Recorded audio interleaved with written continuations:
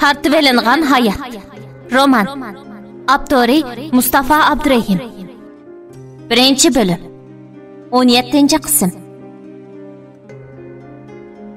Yulduz g'azabdan yerilay degan bo'lib, Nafisaning nima bo'lding deganigimi parvo qilmay, somkisini paloqishtib elib, Nafisaga qarabmi qo'ymay, bu yerdan chiqib ketdi. Nafisami ham Yulduzning orqasidan ustaldagi pisadan ishkini qo'liga elib olib, o'mi chiqib ketdi. Yulduz tamoqxonadan chiqqancha berib, taksidan birini to'sdi va mashinaga chiqib o'ltirib bo'lib, Nurshadga telefon qildi va jiddiy ko'rishmisi bo'lmaydiganligini aytdi. Nurshadmi Yulduzni necha vaqtdan beri ko'ranmay, seg'inib aran turganda uningga mo'kli xo'sh yoqdi. U Yulduzni o'zining uyiga kelishini, shu yerda saqlaydiganligini aytib xo'shlashdi. Uzoq o'tmay Yulduz Nurshadning mahallasiga kelib bo'ldi. U atrofga sinchilab qarayotgandan keyin ko'z aynigini taqab, igiz pashnaliq oyog'ida yerni aran dassab degudek yugurib Nurshadning uyiga kirdi. Nurshad Yulduzning uy ichiga kirishigila kapli qilib quchoqlab, uning chechini, orqadan bo'yinlarini hitlab, chiroyini xuddi suydik burg'an eshakdek qilib, ko'zlarini ching'ida yumib, Yulduzni so'yish uchun og'zini ushlab edi. Yulduz Nurshadni zard bilan orqasiga ittirib o'tdi va uni mansitmagandek qilib shundoq dedi. Aptinga beqib chiqsangchi, o'zingni kim chaqlab qolding? Meni burunqi Yulduz deb qolgan o'xshamamsan. Kimning qiz ekanligini unutib qopsan-da? To'liman surkilib ko'nglimni ilishtirmag'ina. Menga erishiman deydi ekansan, cho'qim menga loyiq odam bo'lishing kerak. Men seni menga loyiq odam qilish uchun yordam bergili keldim. Meni ko'rgin kelib, kundi maydonni oqyaga chaplab yotatding-ku. Endi meni kundi ko'ra olaysan. Agar men nima desam shuni qilsang, men seni dadamning shirkatiga xizmatga o'rlashtirib qo'yaman. Ondan sen muashliq odam bo'lasan. U chaqda dadamga Nurshadga yotliq bo'g'im batdi desam-chi, yo'q demaydi. Qanday? Nurshad Yulduzning gaplarini anglab, hayajondan nima qilarini bilmay qolgan edi. U burun iparning sadda, oq ko'ngilligidan foydalanib, uningdan ha desa xizmatga o'rinlashsamla, pullaringni hassisi bilan qaytirib beraman deb pul elib, xajlab kunini o'tkazadi. U iparni haqiqiy yaxshi ko'rib baxmagan. Faqat uningdan foydalanish uchunla iparga yaqinlashib, uning saf ko'nglini utib olib yurgan edi. Necha qatim iparga chekdan oshgan munosabati bo'lishni deganda, ipar uni rad qilib, uningdan o'zini qochirib kelgan. Keyin ipardan u jihatda foydalanmaydiganligiga ko'zi yetib, Yulduzning kayniga kirib olgan edi.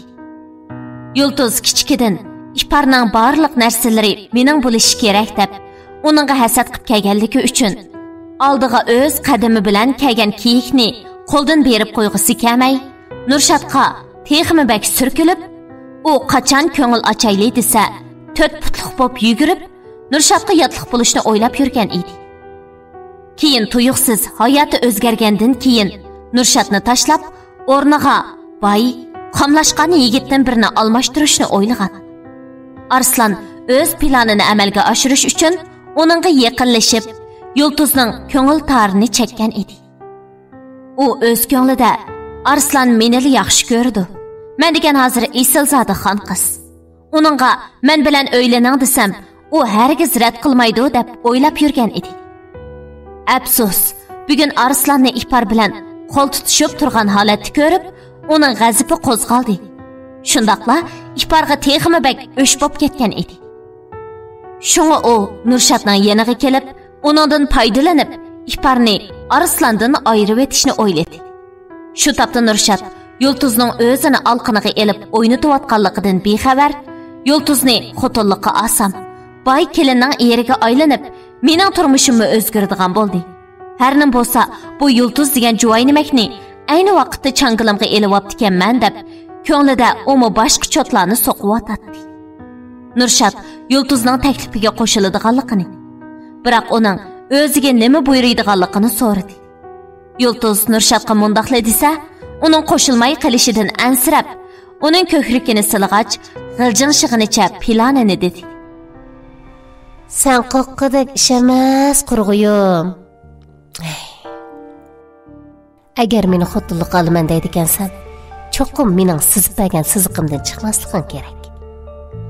Burunqi aşkın ihbarını bilasan, o bugundan boshlab dadamning shirkatiga, ya'ni mening shirkatimga ishga tushdi. O yerda bir qamlashgan yigit bor. O dadamning kaynida uning lalma ishtirak so'kildab menib chaqardek ishlaydi. Ihbar uning beshini aylantiryotdi. Agar ihbar dadamning jondan aziz ko'rgan odamiga chaplashib yursa, uni dadam bilib qolsa, mening yuzimga sat.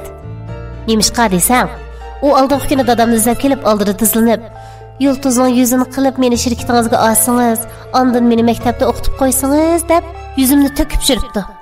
Men orqali o shirkatga kirib ishlash fursatiga ega bo'la oladi. Yana texi menga ko'z-ko'z qilib, o'sha Arslan degan so'ymaning kaynida yuriydi. Uning maqsadi nima desang, Nurshadni sen mendan tortib olding. Men uningdimi qamlashgan birning peshiga esildim deb bilan qirishmoqchi. Shuncha jinim. Sen o'zingni bir ko'stib, ihbar degan nomussizni shirkatda yuzini ko'taranmagidek olg'a tushirib qo'y. O shirkatimdan kassa, shirkat ikkimizga o'ngchilik qiladi emasmi? Gapingni faqat tushunamadim bu. Sen meni nima qildimakchi? Men shirkatda uning yuzini qanday qilib ko'taramas qilib qo'yman. Ochiqroq qilib desangchi, ikkimiz baribir to'y qilgan odam bo'lgan ekan, unda qilib yurmsakmi, ko'rishimiz desak, fursatiga to'ldirsa, u Arslan degan bola bilan ikkimizning nima aloqasi? Gapingni toza tushunamadim-chi, Yulduz. Voyjon, to'la mendan gap so'ramay, men qil degan ishni qilsanglar bo'ladi. Gapim tugamasda beliga tepib versang, ashunda qanday qilamiz? Nima? Tushunmadim deydigan ish bo'ladi. Men qara qozam, gapni ochiqladay. Senchu shirkatga kirgandan keyin Arslan degan bolani ishbarning atrofida ko'rib qolsang, darhol yeniga berib, "Voy jinim" demsan, yoki kelgusirga bolamning opasi demsan, ish qilib nima desang deb o ikkisining o'tirsiga so'g'ishliq salsanglar bo'ldi. Bundaq desam, o ikkisi bilan bizning nima qarimiz deb so'rashing mumkin. Albatta qarimiz bor. Navoda men sen bilan to'y qilaman deyishdan burun ihbar dadamga seni o degan mening burun yurib tashlayotgan loyiqim deb qolsa, dadamchu meni hargiz sana bermaydi. Sen o ishlarni dadam ko'mgan vaqtlarda ihbar bilan Arslan ikkisi bor yerli qilishing kerak. Boshqa vaqtda normal xizmatlarni qilaversan. Ihbarning ikki qiyiq tang dastiganlik xabari shirkatni bir olsa, dadam ihbarni bir eg'iz gap bilan qo'g'lab chiqarib yetadi. Qandaq?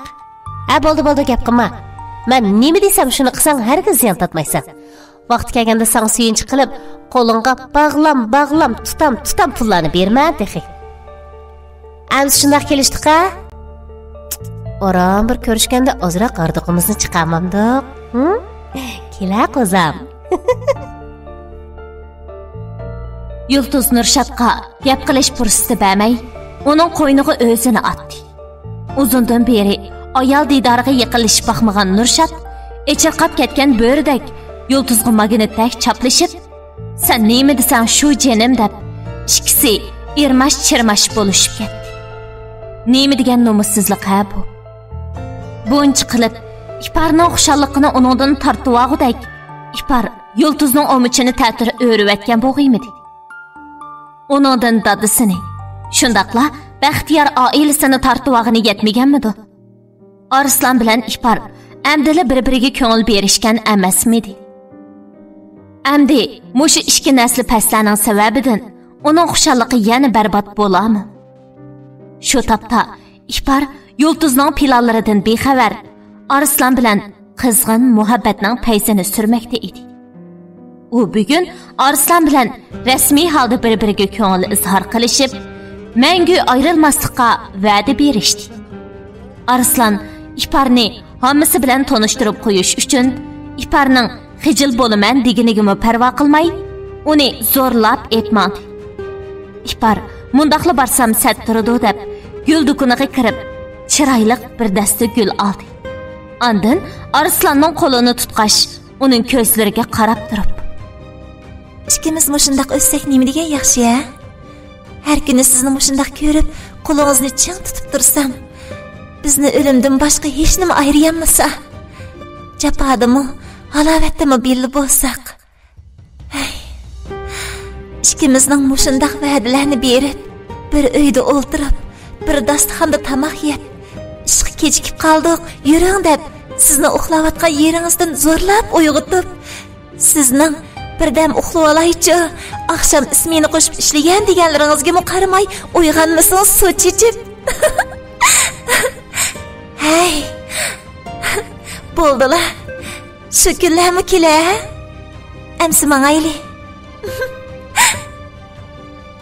İpar ko'nglidan kashkanlarini Arslanga so'zlab bergandan keyin qo'ng'iroqdek jiranglab kulgunicha Arslanning qo'lini chang tutib, mashina tarafga qarab mandi.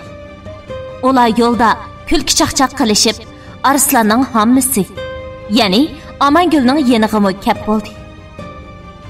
İpar Amangulning ko'ziga shu qadar issiq ko'rindiki, eshikdan kirmay, ikki qo'lini kangriga echib, qizim deginicha bag'riga besib, mehri bilan quchoqlab ko'rishdi va uyga kirishga taklif qildi.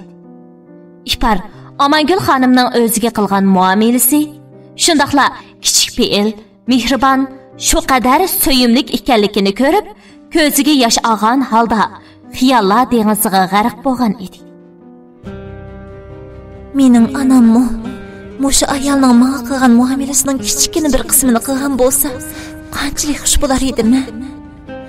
Nemishqa har doim anamdan olamagan mehrni boshqalardan oldigandimi? Nemishqa anam bilan mening o'tirimda ko'ngil bo'lmaydigan bir to'siq bordek his qildigandimi? Nemishqa men o'zimni anamning yeniga emas, balki boshqa bir yerga tavadek his qildigandimi? Nemishqa men buncha mehr muhabbatga intizor bo'ladigandimi? Ajiba, bu mening mehr muhabbatga qanmay cho'ng bo'lganligimdanmidi? Boshqa bolalar ota-onasining yenda o'zini shundoq erkin his qiladi ekan. Lekin men bo'lsam, boshqa yerda o'zimni erkin his qiladi ekanman. Zodi nemishqa? İpar bir nuqtaga tikilib qolgan bo'lib, ko'zlaridan ixtiyorsiz yoshlar marjandek qatar-qatar tizilib to'kilmoqda edi. Amangul bilan Arslan İparning ismini bir qancha qatim chaqirganida, ondan u esiga kelib, darhol ko'zidan sirg'ib tushayotgan issiq yoshlarini aytdi. Amangul unadan nimaga yig'ilganligini so'raganda, İpar oddiylik qilib, "Hech nima. Yaqindan beri ko'zim yashang'iraydigan bo'lib qoldi" deb javob berib, temini boshqa tarafga burib-etdi. Amangul İparga qarab, illiq kulimsirab, "Men choy ep chiqay" deb Arslanga orqamdan chiq deganni ko'z ishorasi qilib qo'yib mandi. Arslan İparga "Hammamga yordamlashay" deb, İparning "Bo'ldi, men yordamlashay. Siz er kishi tursangiz" deganigimi unimay, uni o'ltirg'izib qo'yib, o'zi Amangulning orqasidan bir putiga sapmakashni selibla paloqlab yugurib oshxona uyga kirdi. "Ey balam, İpar qizimning deyamayotgan bir gapi bada qilamdi nima? U boya turibla yig'lab ketdi-ku. Uning ko'zim yashang'iradigan bo'lib qoldi degan gapiga toza ishonmadim. Sana bir gap qildimmi?" "Menmi bilmadim hamma. Yaxshi vaqtdan birini tanlab, unidan so'rab boqay-a. Aras hamma. İpar qanaqroq ekan? Bo'lamdi ekan." "Voy jinim balam, shunimi so'rash ketamdi deyman. Men uni bir ko'ribla qalbining intayin pok, sabiy, sodda ekanligini bilib oldi. Heliqidek ichi boshqa, teshi boshqa qizlarga faqat o'xshamaydi ekan. Undaq qizlarni bir ko'ribla his qilg'il bo'ladi. İparni hargiz qo'ldan berib qo'ymaychimi balam? Bundaq yaxshi qizni hech yerdan topolmaysan." Aras, boyiman İparning kulimsirishiga qarab, tuyuqsiz Mavludning o'lib ketgan so'ygini, ya'ni Yulduzning opsi Mavludga azroq o'xshatib qoldim-mi nima? Sen degandek, ular Yulduzni İparning o'rniga almashtirib etgan bo'lmasin yana. Voy, sarandek gap qilgina hamma. Dunyoda chiroyi o'xshib ketadiganlar yo'q emas-ku. Balkim o'ng'a azroq o'xshaydigandir. Bo'ldi, biz chiqaylik. İpar yolg'iz tartinib qolmasin.